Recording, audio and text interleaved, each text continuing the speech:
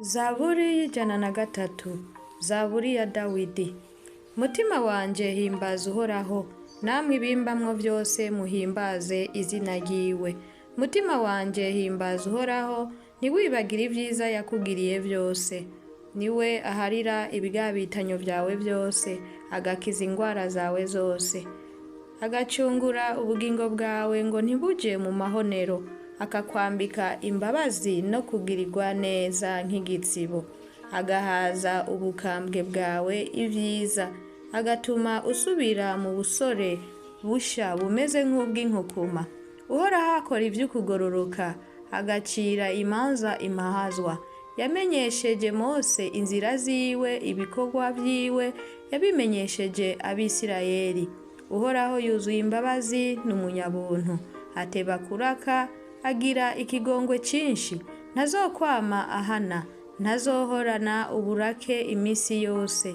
Ntiyatugiriye ibihwanye n'ivyaha vyacu, ntiyadusubirije mu nkoko ibihwanye n'ibigabitanyo vyacu.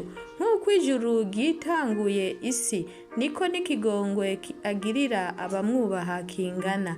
Nk'uko iburasirazuba hitanguye iburengerazuba, uko niko yashize kure ibicumuro vyacu. Nk'uko se w'abana abagirira akagongwe, niko Uhoraho akagirira abamwubaha. Kuko azi iremwa ryacu, yibuka ko turi umukungugu. Umuntu we, imisi yiwe ni nk'iy'ivyatsi, nk'ishurwe ryo ku misozi niko yamuza. Kuko umuyaga uricako rikaba rishize, ahantu haryo ntiharimenye ukundi.